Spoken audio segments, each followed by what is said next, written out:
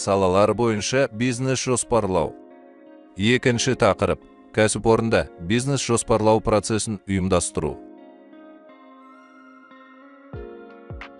Коммерциялық ұйымда бизнес жоспарлауды табысты ұйымдастыру үшін бір-бірімен тығыз байланысты және коммерциялық ұйымның бизнес жоспарлау процесінің инфрақұрылымын құрайтын 4 алғышарт компоненттер болуы қажет. Біріншіден, коммерциялық ұйымның бизнес жоспардың орындалуын әзірлеу, бақылау және талдау үшін тиісті әдістемелік және әдістемелік базасы болуы керек. Ал қаржылық экономикалық қызмет қызметкерлерінің осы әдістемені тәжірибеде қолдана алатындай біліктілігі болуы керек.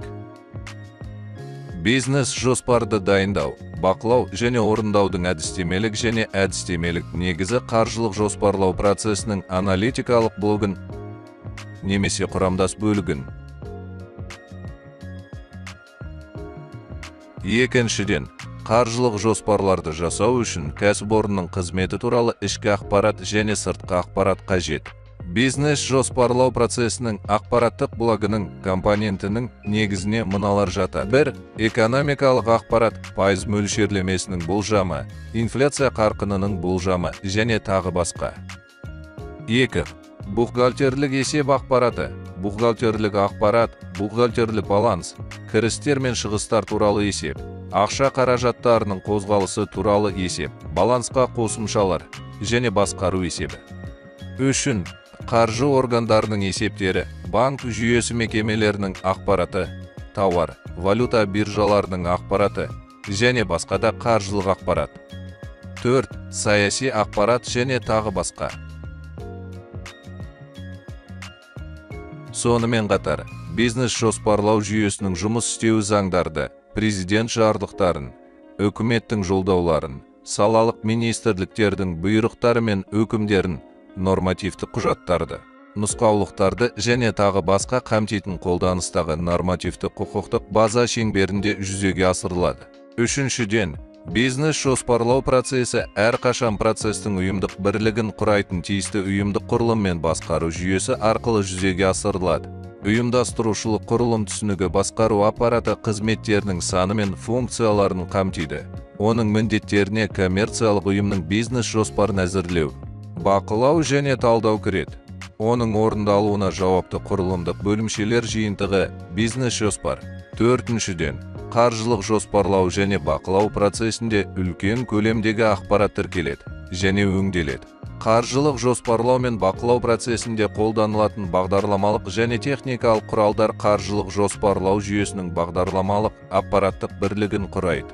Бизнес жоспарлау бұл қоршаған ортаны ситуациялық талдауға, бизнес жоспарлау мақсаттарын белгілеуге, жоспарлауды жүзеге асыруға, бизнес жоспарды әзірлеуге, бизнес жоспарды зияткерлік меншік нарығына жылжытуға, бизнес жоспарды жүзеге асыруға, оның мониторингіне байланысты кезеңдердің және әрекеттердің реттелген жиынтығы, орындау. Бизнес жоспарлау процесінің келесі негізгі кезеңдерін бөлуге болады. 1. Дайындық кезеңі. 2. Бизнес жоспарды әзірлеу кезеңі. 3. Бизнес жоспарды зияткерлік меншік нарығына жылжыту кезеңі. 4.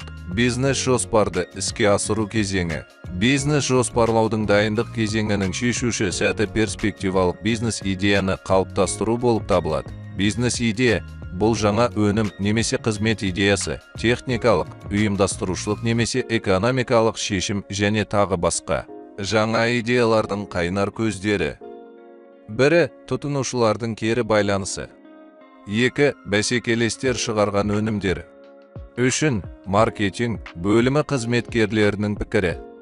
4. Патенттер бойынша федералды үкімет басылымдары. 5. Жүргізіліп жатқан ғылыми зерттеу және тәжірибелік конструкторлық жұмыстар. Бизнес жоспардың тұсаукесері инвесторлармен және әлеуетті серіктестермен келіссөздердегі бизнес жоспардың негізгі ережелерінің қысқаша мазмұны болып табылады. Компания және оның өнімдері.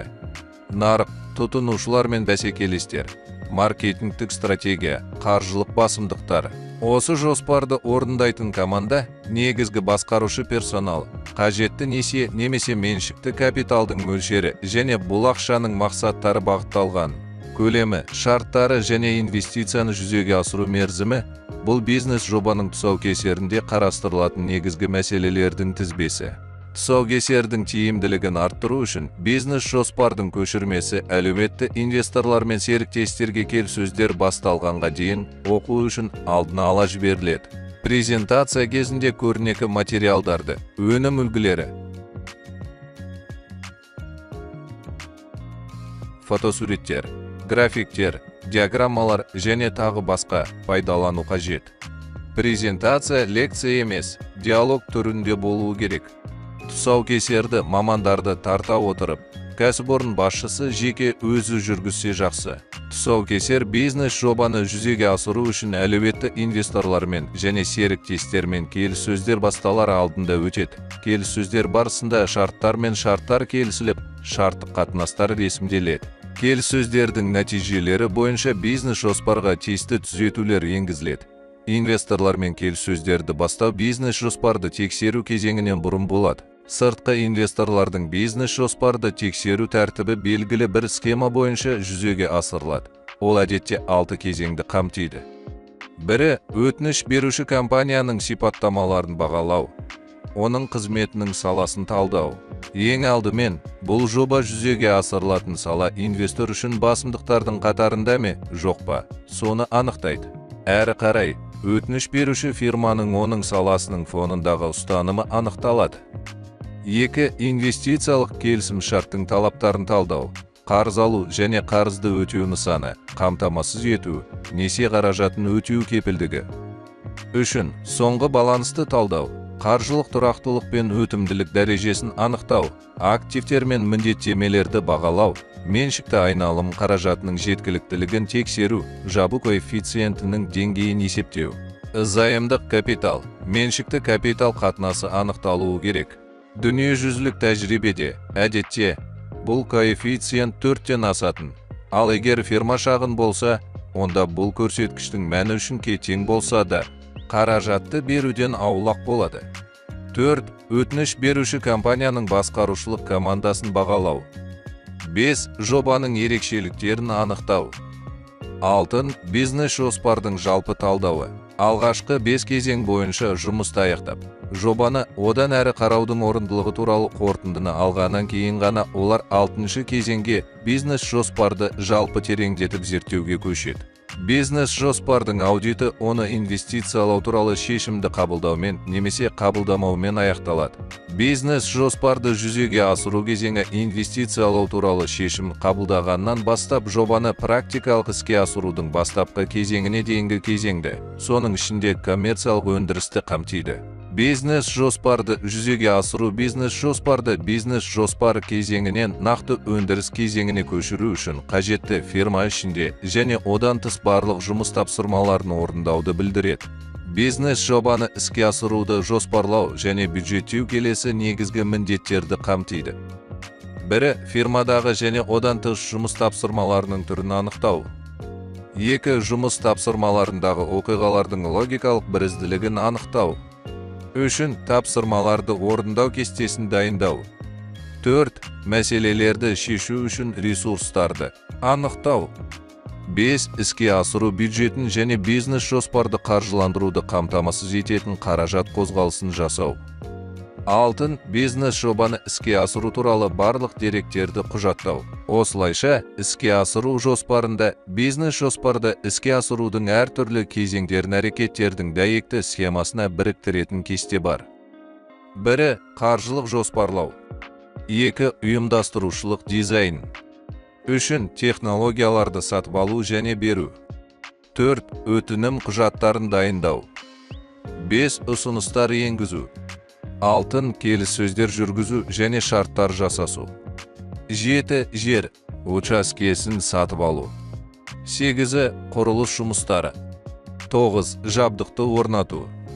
10. Материалдар мен шикізатты сатып алу. Оның бірі өндіріс алдындағы маркетинг. 12. Оқыту және тағайындау. Оның үшін өндірісті іске қосу және іске қосу. 14. Өндірісті ұстау және дамыту. Бизнес жоспардың аудиті оны инвестициялау туралы шешімді қабылдаумен немесе қабылдамаумен аяқталады. Бизнес жоспарлауды процесс ретінде практикалық жүзеге асыру үшін келесі принциптерді сақтау маңызды. Бірі, ұйым жұмыс істейтін ортадағы өзгерістерге тұрақты бейімделуді білдіретін икемділік. 2. Жоспарлаудың жылжымалы сипатын қамтамасыз ететін үздіксіздік. 3.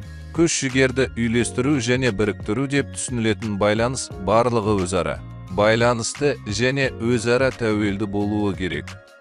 4. Жоспарлаудың шығармашылық сипатын және жоспардың бұрыннан құрастырылған бөлімдерін қайталап өңдеуді білдіретін интерактивтілік. 5. Қойылған мақсатқа жетудің баламалы мүмкіндіктерінің ішінен ең жақсысын таңдауды көздейтін көп нұсқалылық. 6. Болашақ ұйымға барлық ықтимал қатысушыларды тарту тұрғысынан жоспарлау процесінің өзінің маңыздылығын ұсына отырып қатысу. 7. Жоспарлау процесінде нақты проблемаларды көрсетудің және өзін-өзі бағалаудың барабарлығы.